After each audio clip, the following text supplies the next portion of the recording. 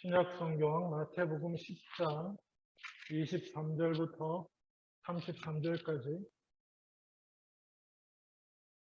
제가 가진 성경으로는 15페이지입니다. 제가 봉독하겠습니다. 이 동네에서 너희를 박해하거든 저 동네로 피하라. 내가 진실로 너희에게 이르노니 이스라엘의 모든 동네를 다 다니지 못하여서 인자가 오리라. 제자가 그 선생보다 또는 종이 그 상전보다 높지 못하나니 제자가 그 선생 같고 종이 그 상전 같으면 조카도다. 집주인을 바알세불이라 하였거든 하물며 그 집 사람들이랴. 그런즉 그들을 두려워하지 말라. 감추인 것이 드러나지 않을 것이 없고 숨은 것이 알려지지 않을 것이 없느니라. 내가 너희에게 어두운 데서 이르는 것을 광명한 데서 말하며 너희가 귓속말로 듣는 것을 집 위에서 전파하라. 몸은 죽여도 영혼은 능히 죽이지 못하는 자들을 두려워하지 말고 오직 몸과 영혼을 능히 지옥에 멸하실 수 있는 이를 두려워하라. 참새 두 마리가 한 아사리온에 팔리지 않느냐. 그러나 너희 아버지께서 허락하지 아니하시면 그 하나도 땅에 떨어지지 아니하리라. 너희에게는 머리털까지 다 세신 바 되었나니 두려워하지 말라. 너희는 많은 참새보다 귀하니라. 누구든지 사람 앞에서 나를 시인하면 나도 하늘에 계신 내 아버지 앞에서 그를 시인할 것이요. 누구든지 사람 앞에서 나를 부인하면 나도 하늘에 계신 내 아버지 앞에서 그를 부인하리라. 아멘. 예, 마태복음 말씀 계속 살피고 있습니다. 근데 제가 좀 10장에서 지난주에도 말씀드렸듯이 좀 건너뛴 것은 마가복음에서 이미 다루었던 예수님의 행적과 기적에 관한 얘기는 좀 건너뛰고 마태만이 특별히 마가에 없는 것들을 기록한 것들 중심으로 말씀을 나누고자 합니다. 그리고 오늘 읽으신 10장 23절 말씀 있죠. 이것은 그야말로 마태에만 있습니다. 마태만 이 말씀을 기억하고 기록하고 있습니다. 다른 복음서의 그 앞부분의 내용들은 다 있어요. 보라 내가 너희를 보냄이 16절에 양을 이리 가운데 보낸 것 같다. 이렇게 한 것도 너희가 재판에 넘겨주고 핍박받을 때 이런 이후의 말씀을 쭉 하셨는데 다 기록하고 있습니다. 마가도 누가도 다 기록하고 마태도 당연히 기록하는데 마태는 딱 자기가 알고 있었던, 자기가 기억하고 있었던지 아니면 자기만 들었던지 딱 한 구절을 더 기록하고 있는데 그게 23절이에요. 지금 23절 한 절이에요. 이 동네에서 너희를 박해하거든 저 동네로 피하라. 내가 진실로 너희에게 이르노니 이스라엘의 모든 동네를 다니지 못하여 다 다니지 못하여 인자가 오리라. 그냥 얼핏 읽으면 상당한 고민거리를 안겨주는 이 구절을 마태만이 이런 거 왜 이 중요한 말씀을 아무도 안 남겼지? 아마 이런 마인드였어요. 예수님이 분명히 고난당할 때 이렇게 하라고 얘기하셨는데 하면서 그것을 기록해서 넣었는데 물론 하나님의 섭리 가운데 성령의 인도로 들어간 것이지만은 자, 이 본문을 읽으면 그냥 쭉 읽으면 어떤 느낌이 듭니까? 일단 박해가 일어나면 피하라. 이 동네에서 저 동네로 피하는데 지금은 이스라엘 전도를 전제하고 있긴 합니다만 이스라엘 모든 동네를 다 다니지 못하여서 인자가 오리라. 어떤 느낌이 드세요? 이 말씀을 들으면. 아니, 예수님 아직도 안 오시고 계신데 2000년이나 지났는데 이스라엘 동네 그 몇 개 된다고 그 동네 다 못 다녔을까? 이렇게 문득 생각이 들지 않습니까? 이상한 얘기 하시는 거 아닌가? 뭔가 잘못된 거 아니야, 이거? 성경이지만. 근데 말입니다. 한국 번역으로 해서 이렇게 번역이 다가오지, 원래적인 의미로는, 이게 맞습니다. 뭐냐 하면, 주님 오실 때까지 너희가 이스라엘에 다 전하지 못할 것이다. 주님이 다시 오실 그날까지 그날까지도 너희가 이스라엘 동네, 이스라엘 전체에 꼭 지역적 이스라엘을 말하는 건지 이건 뭐 복잡합니다만 어쨌거나 주님이 오시는 그날까지 너희는 다 다 돌지 못하고 다 전하지 못할 것이다 라는 의미예요. 이 본문이. 한글로 이렇게 해놓으니까 되게 이상하죠. 느낌이 이상한데 딱 원래 헬라어 문장순에 맞는 어쩌면 정확한 의미는 이겁니다. 주님 오시는 날까지 다 못 전한다. 다 못 전하게 된다. 그리고 복음을 전하다가 핍박을 받으면 이리 피하고 저리 피해라. 이 말씀이 주시는 의미가 뭘 것 같습니까? 일단 핍박은 예정되어 있는 것이니 핍박을 당하는 것에 대해서 두려워하지 말고 그리고 또 뭡니까? 너무 조급하지도 말아라는 것이라고 저는 믿습니다. 왜냐?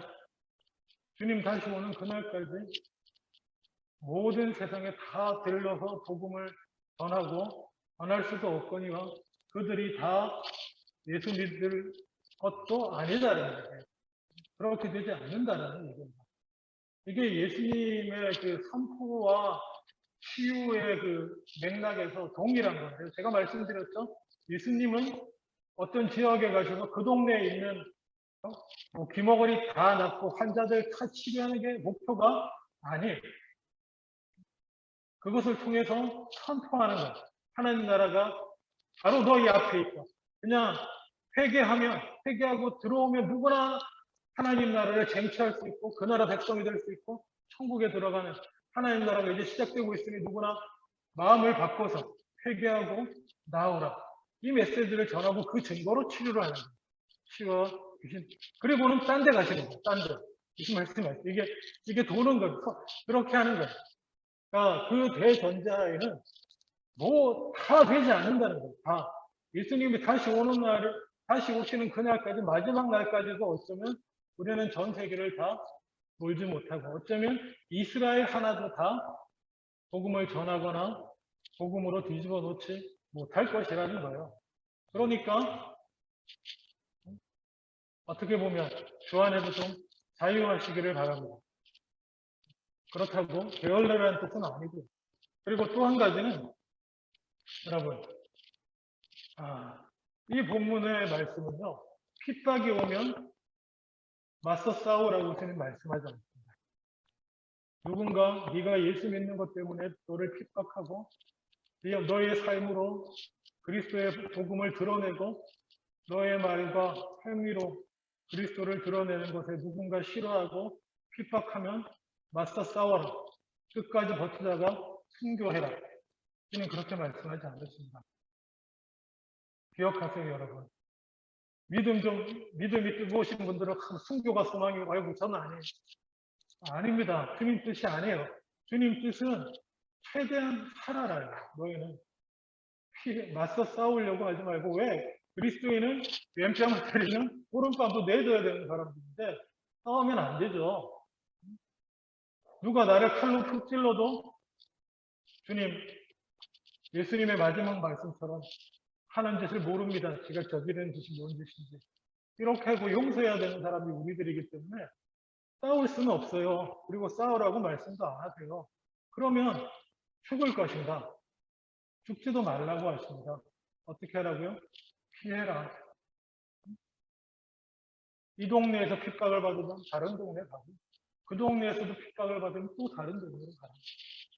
그렇게 말씀하십니다. 그래서 말입니다. 순교라고 하는 것이 놀라운 일이기는 한데, 아주 초대교회 때부터, 로마 박해 때부터 순교자가 많이 나왔는데, 그때부터 순교라고 하는 것에 대해서 아주 엄격한 기준이 적용해야 됩니다. 언젠가 한 가지, 이거 교회사에 나오는 거예요. 자기가 핍박받는 게 두려워서, 고문당하는 게 두려워서, 자기를 핍박하는 로마 군인이나 이런 사람한테 대들어가지고 열받게 해서 칼에 맞아 죽었다. 순교가 아닙니다. 되게 까다로워요. 깜짝 놀랐어요. 이렇게 교회사를 공부하면서 뭐야 왜 이러지? 이것도 순교 아니야? 근데 그러니까는 순교에 대한 교회사 성경에 나오지는 않지만 예수님은 피해 다니라고 했는데 그래도 순교해야 될 때가 있잖아요. 그래서 저는 순교할 수밖에 없는 상황의 조건은 진정한 순교로 인정되는 조건이 초대교회 때부터 순교는 자신의 의지로 해야 돼요. 순수한 자기의 결심. 뭐 환경과 상황과 문화와 뭐 사회적인 압력과 이런 것에 밀려서 하는 건 그거 순교 아니에요. 그렇게 해서 죽었다고 해도 그건 순교가 아닙니다. 마치 우리나라 조선시대에 집안의 연령문을 세워주기 위해서 여자들이 사회적인 압력과 집안의 압력으로 희생하는 그런 거는 인정이 하나님은 아시죠? 사람은 몰라도 그런 건 아닙니다. 자원한 자의로 그런 상황 가운데 돼야 되는 것이고 문제는 아무리 자기 의지라고 해도 그 의지가 신앙을 지키기 위해서 발휘되는 경우에만 해당된다. 아주 엄하게 적용합니다. 무슨 얘기냐면 즉 어떤 상황인데 신앙을 포기하기만 하면 내 의지로 포기하기만 하면 살 수 있는 그런 상황에서 자기 의지로 포기하지 않고 인정해서 죽게 되는 경우 그것도 뭐예요? 피하다 잡혀서 더 이상 피할 수 없게 되는 상황입니다. 처음부터 죽으러 나가는 거 아닙니다, 여러분. 놀라지 마세요. 주를 위해 싸우리라 죽으리라 아닙니다. 예수님 원하는 바가 아니에요. 우리는 자기 스스로를 죽음에 던지려고 하면 안 됩니다. 주님께로부터 받은 생명은 귀한 것이기 때문에 그렇게 그리고 실제로 제 갑자기 이름 생각 안 나는데 초대교회 유명한 사도 그 다음 세대 교회를 지도했던 교부들 중에 한 분도 마지막에 도망가셨어요. 로마 교회사에 나오는 겁니다. 근데 본인은 그것에 너무너무 양심에 찔려 했는데 교회에서는 아무도 그분 보고 뭐라고 하지 않았어요. 그분을 뭐 교회 지도자의 자리에서 박탈한다거나 그러지 않았습니다. 그냥 피할 수 있으면 피해야 되거든요. 피할 수 없이 잡혔으면 그때는 그 앞에서 부인하고 살든지 아니면 예수님 믿는다고 긍정하고 죽든지 선택하겠지만 그전에는 피해 다니는 것입니다. 이게 예수님의 말씀의 원리입니다. 아멘? 여러분 잘 피해 다니세요. 그래서 예수님이 아마 비둘기같이 순교를 하고 뱀같이 지혜로워라 라고 말씀하신 것 같습니다. 지혜롭게 피해 다니는 것이 그리스도인입니다. 물론 오늘날에 너무 피해 다니려고만 하시지 마세요. 오늘날은 옛날같이 우리의 생명이 위협받는 상황은 아니지 않습니까? 그렇죠? 오늘은 너무 오늘날에 바로 적용하려고 하지 마세요. 피해라고 그랬으니까 무조건 피하겠다. 아니 이게 순교의 상황에서 핍박받는 상황에서 잘 생각해 볼 필요가 있는 것입니다. 그리고 그리하면서 예수님께서 계속해서 이후에 그 교회가 핍박받을 상황에 대해서 계속 말씀해 주세요. 24절에 이제 24절부터 제가 읽습니다. 제자가 그 선생보다 종이 그 상전보다 높지 못하나니 제자가 25절 그 선생 같고 종이 그 상전 같으면 좋하도다. 여기까지만 딱 읽으면 보통 어떻게 이해가 됩니까? 제가 옛날에 그렇게 적용하는 분도 봤는데 아무리 열심히 훈련하고 자기를 제자 훈련 받고 해도 우리 수준은 딱 스승님, 예수님까지가 한도다. 뭐 이렇게 뭐 그런 얘기도 하고 뭐 제자 훈련이나 교육에 관한 얘기할 때도 이렇게 가르치는 사람 수준을 넘어서기 힘들다. 뭐 이런 식으로 인용하기도 했는데 하는 경우를 제가 본 적이 있는데 오늘의 말씀은 그런 뜻이 아닙니다. 왜 아니냐? 바로 뒤에 그냥 예수님이 연결해서 말씀하고 있어요. 24, 25절부터 다시 제자가 그 선생 같고 종이 그 상전 같으면 족하도다. 집 주인을 바알세불이라 하였거늘 하물며 그 집 사람들이다. 집 주인이 누구 말합니까? 예수님이요. 사람들이 너희가 주님이라 선생이라 부르는 나를 바알세불이라 사탄의 왕이라 바알이라 했는데 나를 따르는 너희들을 보고는 뭐라 그러겠냐. 그거하고 연결되는 말씀입니다. 앞에 24절, 25절이 그 얘기하시는 거예요. 내가 사탄이라고 욕을 먹었는데 너희는 어쩌겠냐 그런 거예요. 제자가 그 성생보다 종이 그 상전보다 높지 못한데 너희도 그 정도 각오를 해야 된다. 라고 말씀하시는 것입니다. 여러분, 이 정도 핍박을 받는 상황을 현재도 혹시 경험하시나요? 혹시 다른 사람한테, 안 믿는 사람한테, 야, 이 사탄 같은 놈, 이 독한 놈, 악한 놈, 혹시 이런 얘기 들어본 적 있으세요? 그런 상황이 거의 없을 것입니다만은, 어쨌거나 예수님이 이런 말씀을 오늘날에도 우리가 여전히 기억해야 할 이유는 이런 미리 알고 있으라는 것입니다. 예수님도 그 당시 상황에 고난받으시면서 예수님도 바알세불이라는 욕먹을 정도였다. 왜? 자신들의 이익이 침해받았습니다. 자신의 종교적인 기득권과 단순히 종교 명예뿐이겠어요? 그 당시는 종교 지도자들이 다 정치와 연결돼가지고 물질도 다 갖추고 있었기 때문에 예수님께서 하나님 나라를 선포하시면서 그것들을 다 흔들어 놓으니까 그냥 예수님이 선포하시는 말씀과 그 행하시는 기적과 하나님 나라가 이루어져 나가는 그 모습과 그 인격과 이런 것은 상관없이 저거 사탄이야. 그렇게 얘기했다는 거예요. 저거 사탄이다. 여러 가지 온갖 성경을 인용하고 자기 나름대로 교리를 인용하면서 예수님을 공격하는 사탄이라고 말했지만 그 중심에는 뭐예요? 자기들이 가진 것을 잃지 않다. 그렇게 말하는 거예요. 하여튼 예수님 당시 상황은 그렇다.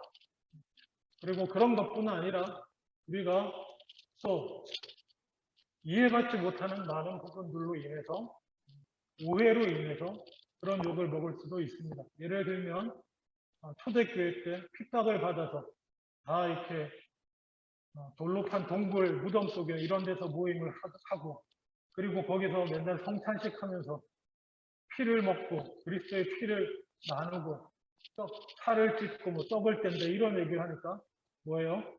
식인종이다. 어두운데 모여가지고 피와 살을 먹는다고 그러더라. 이런 오해도 실제로 역사적으로 받았습니다. 그러한 오해를 통해서 욕을 먹을 수도 있습니다. 욕을 먹을 수도 있는데 어쨌거나 그런 일은 많은 부분에서 예견되어 있다. 예수님도 사탄이라는 소리를 들었으니 너희들도 오죽하겠냐. 내가 그런 얘기를 들었는데 마음의 준비를 해라. 그런 말씀인 것입니다. 근데 그러면서 또한 주님은 용기를 주시는데 뭐냐 하면 26절에 그런즉 그들을 두려워하지 말라. 이게 무슨 말씀이죠? 감추인 것이 드러나지 않을 것이 없고 숨은 것이 알려지지 않을 것이 없느니라. 한글로만 이렇게 해놓으면 이게 무슨 말인가? 이 맥락에서 도대체 이 얘기가 무슨 말인가라는 좀 이렇게 이해하기 어려우실 수 있는데요. 너희가 오해받고 바알세불이란 사탄이란 얘기 듣고 너희의 선한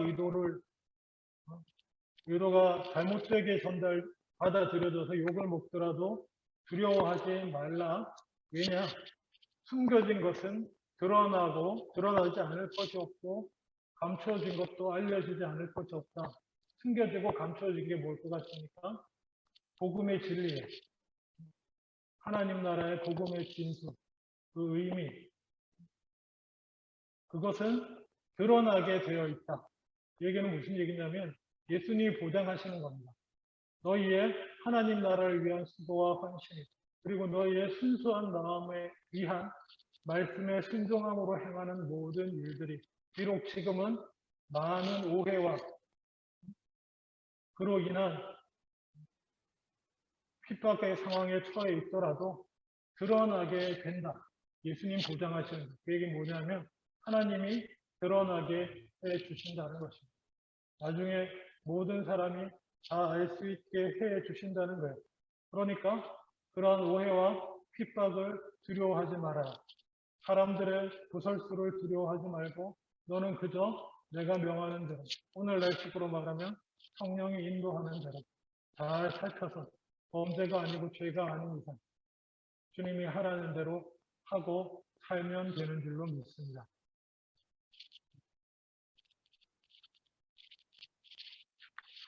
그리고 그런 의미에서 조금 더 묵상을 하자면 하나님 나라를 위해 그 복음을 전하며 수고하는 것, 그 말씀에 따라 살아가면서 아무도 알아주지 않을 것에 대해서 두려워하지 말라는 것입니다. 다 드러나게 되어 있습니다. 그 중심이, 그 진심이 하나님이 이미 알고 계시고 다 드러나게 해 주신다는 것이에요. 그리고 또 하나, 오늘날 우리 그리스도인들이 모르겠습니다. 가장 두려워하는 것, 저는 제가 그런 것 중에 하나인데, 거절당하고 부인당하는 것을 두려워하는 것이 제일 두려워한다는 생각이 들어요. 지금은 뭐, 목숨을 잃을 일은 없잖아요. 복음 때문에. 다만, 우리의 두려움은 부인당하고 거절당하고 그런 두려움인데, 그런 것 걱정하지 말라는 것입니다. 진심으로 말씀을, 여기서 진심이란 하나님 말씀에 바로 서서 우리가 가진 그 복음의 진수에 합당하게 용서하고 섬기고 살면 드러나게 된다는 것입니다. 그래서 27절에 내가 너희에게 어두운 데서 이르는 것을 광명한 데서 말하며 너희가 귓속말로 듣는 것을 집 위에서 전파하라. 더 세게 말씀하시는 거예요. 두려워하지 말라. 하나님께서 그 뜻을, 의미를 하나님이 나타내게 하실 거니까 너희는 담대하게 복음을 행하라는 것입니다. 복음을 전하라는 것입니다. 복음을 전하는 것은 항상 두 가지입니다. 뭡니까? 말과 삶으로, 행함과 삶으로. 계시하고 일치된다고 말씀드렸죠. 예수님 통해서 우리에게 계시는 예수님의 삶과 예수님의 말씀 두 가지가 다 계십니다. 우리도 마찬가지예요. 복음을 따르는 우리의 삶이 믿지 않는 자들에게 선포가 되고 그리고 또 때때로 우리가 말로써 입술로써 전하는 말이 믿지 않는 세상에 대한 복음의 선포가 됩니다. 그래서 항상 복음을 전하라. 필요하면 말도 하라. 라고 언젠가 말씀드렸는데 정확히 말하면 다시 찾아보니까 성 프란시스코가 했다고 하는 명확한 증거는 없습니다. 근데 다만 이 성 프란시스코가 그 자기를 따르는 제자들에게 가르친 게 있어요. 자기 수도사들, 자기 밑에 따르는 수도사들에게 꼭 지켜야 할 것으로 가르친 것 중에 하나는 뭐냐면 항상 복음의 실천을 하되 말씀에 따라 실천을 하되 뭔가 말을 해야겠거든. 반드시 스승에게 지도하는 선임 스승에게 물어보고 말을 하라고 가르쳤습니다. 대단히 의미 있다고 생각합니다. 그냥 제 생각인데 너는 그 얘기는 뭐냐면 너 이 평소에 복음에 따라 사는 모습을 보고 그래도 스승이 그래 너는 말해도 되겠다. 너는 말로 말로 전해도 되겠다. 아마 그런 판단을 해주도록 한 것 같아요. 그러니까 복음의 실천은 물어볼 것도 없이 항상 하고 다만 뭔가 말로 전해야 할 일이 생기면 그것은 허락을 받고서 반드시 말하도록 그렇게 했다라고 합니다. 상당히 의미 있다라고 생각하고 그 정신이 바로 간단하게 요약하면 항상 복음을 전하라. 그리고 필요하면 말도 하라. 라고 하는 것에 요약되어 있지 않나라는 생각이 듭니다. 어쨌든 우리는 전해야 될 사명을 가지고 있습니다. 그리고 28절에 그래서 결론은 두려워하지 말라는 거예요. 두려워하지 말라. 앞에 여러 가지 내용들 두려워하지 말라. 박해는 이미 예정돼 있다. 내가 바알세불이라는 칭함을 입었으니 너희는 어떻게 했냐 얘기하시는 이유는 뭐냐면 마음의 준비를 하라는 겁니다. 마음의 준비를 하고 그리고 또 오해받고 하는 것에 대해서도 두려워하지 말라. 감춰진 것은 다 드러나게 돼 있다. 마치 눈물로 섬김으로 씨를 부르고 있는데 아무도 알아주지도 않고 어떤 열매도 보이지 않는 것 같이 느껴져도 두려워하지 말라는 거예요. 드러나게 돼 있고 그건 하나님의 섭리고 하나님이 드러나게 해주시고, 그러니 너희는 두려워하지 말고 그냥 전하고 전하라는, 행하고 전하라는 말씀을 하시는 것입니다. 그리고 또 이제 보다 구체적으로 28절에 몸은 죽여도 영혼은 능히 죽이지 못하는 자들을 두려워하지 말라. 오직 몸과 영혼을 능히 지옥에 멸하실 수 있는 일을 두려워하라. 만약에 두려워할 것이 있다고 한다면, 두려워해야 할 존재가 있다고 한다면 그것은 하나님 한 분뿐입니다. 아멘. 우리가 두려워할 대상은 없어요. 사람도 아니고 다른 사회도 환경도 아닙니다. 꼭 두려워할 존재가 딱 하나 있다면 그리스도인들에게 그것은 우리의 중심까지 깊이 살피시는 거룩하신 하나님 한 분뿐입니다. 근데 또 감사하게도 하나님은, 그 두려운 하나님은 예수 그리스도의 십자가 보혈의 은혜로 우리가 은혜를 힘입어 그 두려움을 떨치고 나아갈 수가 있는 것이죠. 그래도 두려워할 분이 있다면 하나님 한 분입니다. 그것을 꼭 기억하십시오. 그리고 예, 하나님을 두려워하고 사람은 두려워하지 않기 때문에 사람 앞에서 함부로 하라는 말이 아닙니다. 오해하지 마세요. 하나님을 두려워하기 때문에 더욱 사람 앞에서 조심스러워지는 것입니다. 인간들끼리는 뭐 욕도 하고 뭐 찌르는 말도 하고 뭐 서로 뭐 친하다는 핑계로 뭐 별 상처도 주고 퍽퍽 해도 뭐 그냥 네가 찔렀냐 나도 한번 찌르지 뭐 이러고 그러겠지만, 하나님 앞에서는 용납이 안 됩니다. 그래서 하나님을 두려워할 줄 아는 사람은 사람들 앞에서 훨씬 더, 사람들 앞에서도 조심스럽고 혹시 범죄할까봐, 사랑이 아니라 사랑이 아닌 것으로 행할까봐 두려워하고 하는 거예요. 예수 그리스도의 보혈의 은혜를 너무 힘입다 보니까 하나님을 너무 안 두려워하시는 경우는 우리 괜히 있는 것 같으면 아니에요. 예수 그리스도께서 우리를 위해서 십자가에 달려서 고난 당하시고 죽으셔야 해결될 정도로 우리의 죄는 깊은 겁니다.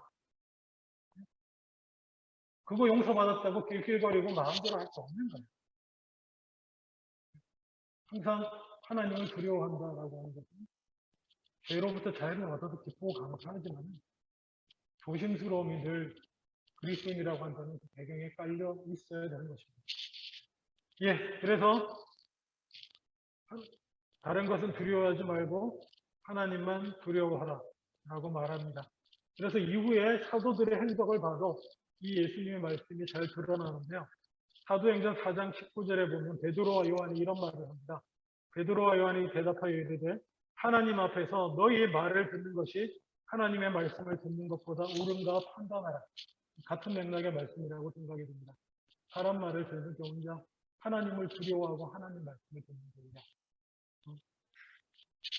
이후에 실행, 그리고 또 사도 바울도 동일한 얘기를 합니다. 갈라디아서 1장 10절에 보면 내가 사람들에게 좋게 하랴, 내가 하나님께 좋게 하랴, 사람들에게 기쁨을 구하랴, 내가 지금까지 사람들의 기쁨을 구하였다면 그리스도의 종이 아니다. 그럼 오해하지 마세요. 이걸 가지고 사람들한테 맞게 하겠다. 아이, 그거 아닙니다. 그거 아니에요. 네? 하나님을 두려워하기 때문에 사람들에 대해서 더 조심하는 것입니다. 사람들 사이에서는 아무것도 아닐 수 있는 일이 하나님 앞에서는 중범죄가 됩니다. 아시죠, 여러분? 네? 율법은 사람들끼리 지켜야 되는 율법은 살인만 안 하면 돼요. 칼로 찔러 죽이지만 않으면 살인죄가 아닌데, 하나님의 율법은 마음에 미워하는 마음이 있으면 이미 살인한 거예요. 어느 게 더 무섭나요? 하나님 앞에서 하는 게 훨씬 무서운 거예요. 여러분, 두려운 겁니다. 사람들끼리는 마음속으로 뭔 생각을 해도 상관없어요. 몇 번은 때려 죽이고 찔러 죽여도 아무 상관이 없지만 하나님 앞에서는 그냥 사형 죽일 죄인 거예요. 그래서 하나님을 두려워한다는 의미를 꼭 기억하세요. 사람을 기쁘게 하려 그 의미도 꼭 기억하세요. 마음대로 한다는 뜻이 아니라 사람한테 내가 널 기쁘게 하겠냐, 하나님 기쁘게 해야지. 그런 의미가 아니라는 거예요. 그러니까 그리고 25절에 29절입니다. 참새 두 마리가 한 아스가리온에 팔리지 않느냐. 그러나 너희 아버지께서 허락하지 아니하시면 그 하나도 땅에 떨어지지 아니하리라. 너희에게는 머리털까지 다 세신 바 되었나니 두려워하지 말라. 너희는 많은 참새보다 귀하니라. 그리고 위로의 말씀을 하십니다. 위로와 격려의 말씀을 한 줄에 주시는데 위로가 되시나요? 이 말씀이? 너희는 참새보다 귀하다. 위로가 되십니까? 참새 두 마리가 그 당시 시세로 한 아사리온에 팔린 것 같습니다. 그냥 찾아봤는데 한 아사리온 원 데나리온의 16분의 1이에요. 자, 퀴즈 기억하시나요? 원 데나리온은 지금의 돈의 가치로 어떻게 환산하면 된다고 그랬습니까? 데나리온. 이렇게 외우면 쉬운데 원데이 데나리온. 일당이에요, 일당. 그냥 한 사람 그 당시 당정 어른 남자 한 명의 일당이 원 데나리온인데 참새 값은 참새 두 마리는 마태가 알고 있는 시세로는 한 아사리온이었습니다. 16분의 1.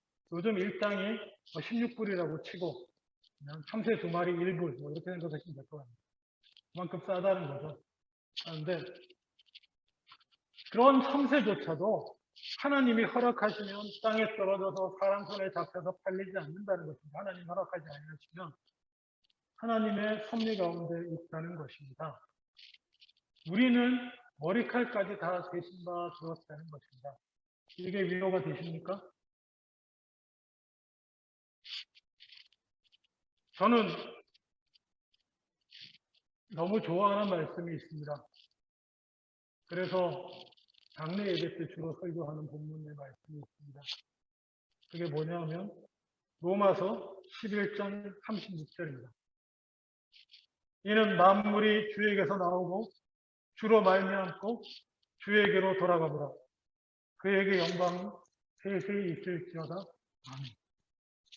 무슨 얘기냐면 하나님의 자녀는 내가 이 땅에서 무슨 일을 당해도 나는 주님으로부터 나왔고 내 인생은 주님과 함께하는 주님의 섭리 가운데 들어있는 인생이고 그 주님의 섭리 가운데 살다가 나는 주님께로 갈 것입니다.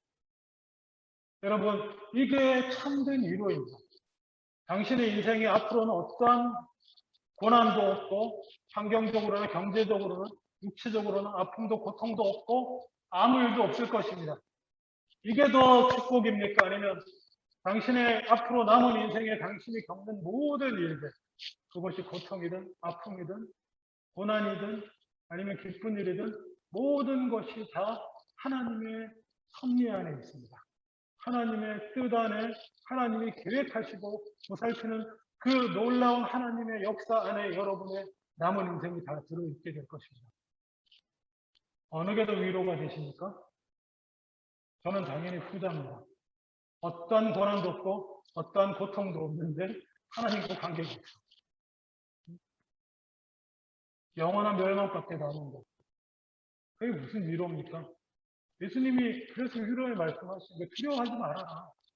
참새도 우리한테 잡혀서 팔리려면 하나님이 허락하셔야 된다. 하물며 너희에게 너희의 모든 인생은 하나님의 손안에 들어.